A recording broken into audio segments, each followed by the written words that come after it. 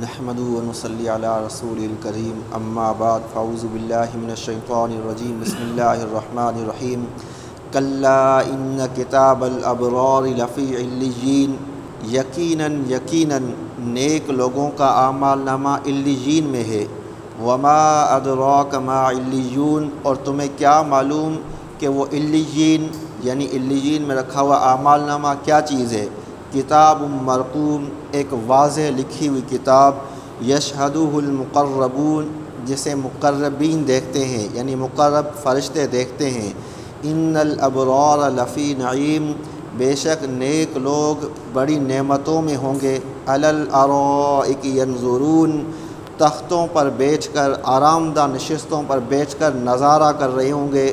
تعرف فی وجوہہم نظرۃ النعیم تم صاف پہچان لو گے ان کے چہروں میں نعمتوں کی جو تازگی ہوگی اسے۔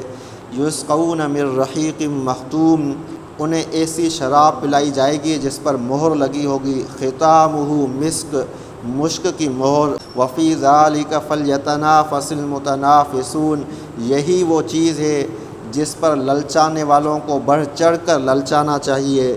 ومزاجہ من تسنیم اور اس میں تسنیم کی ملاوٹ ہوگی۔ عین یشرب بہا المقربون وہ ایک چشمہ ہے جس سے مقربین پئیں گے۔ کل ہم نے پڑھا تھا کہ وہ لوگ جو آخرت کا انکار کرتے ہیں، بدکار لوگ ہیں، ناپ تول میں کمی کرتے ہیں، تو ایسے لوگوں کا اعمال نامہ سجین میں ہوتا ہے۔ اور سجین کیا ہے؟ یہ بھی ایک جگہ ہے، اور علیین کیا ہے؟ یہ بھی ایک جگہ ہے۔ سجین کہاں پر ہے؟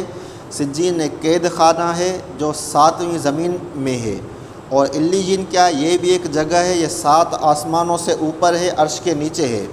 وہاں پر جو بدکار لوگ ہیں ان کا اعمال نامہ، اور علیین میں نیک لوگوں کا اعمال نامہ رکھا جاتا ہے۔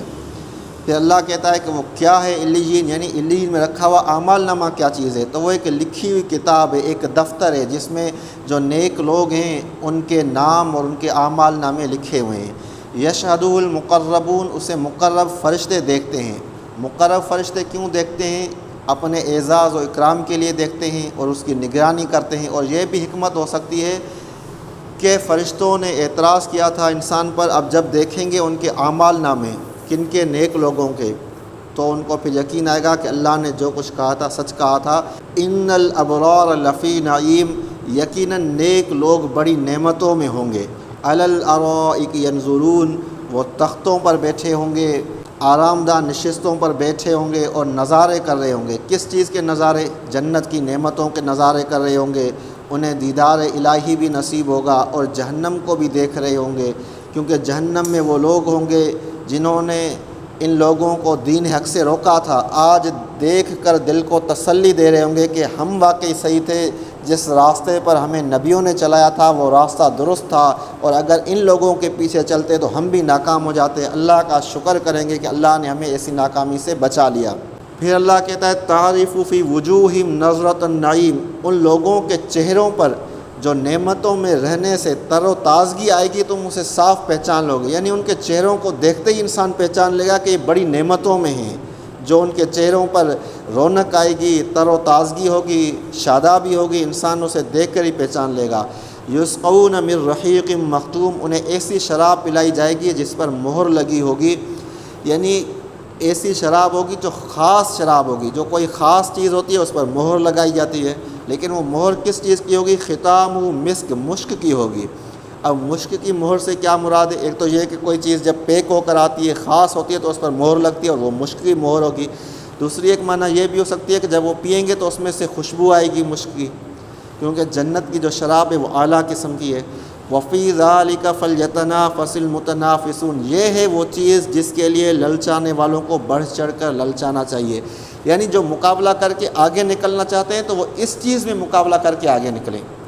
جیسے رمضان کے روزے فرض ہم رکھتے ہیں، اب اور آگے نکلنا چاہتا ہے کوئی نیکی میں تو نفل روزے رکھے، جیسا کہ آج میں نے بیان کیا تھا کہ جو 9 عرفہ کا روزہ ہے، یعنی 9 ذوالحجہ کا جو روزہ ہے وہ جو رکھے گا تو اس کے 1 سال جو گزر گیا گزشتہ سال اور 1 سال آنے والا ہے اس کے گناہوں کا کفارہ ہوتا ہے۔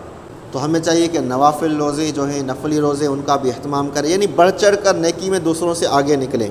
ومزاجہ من تسنیم اب اس شراب کے اندر تسنیم کی ملاوٹ ہوگی۔ وہ تسنیم کیا ہے؟ عین یشرب بها المقربون، وہ ایک چشمہ ہے جو اوپر سے بہے گا، اس چشمے کا پانی ملایا جائے گا اس شراب میں، لیکن وہ اعلیٰ اور عمدہ قسم کا چشمہ ہوگا، اس لیے اس کو ملانے سے شراب کی جو لذت ہوگی وہ بڑھ جائے گی۔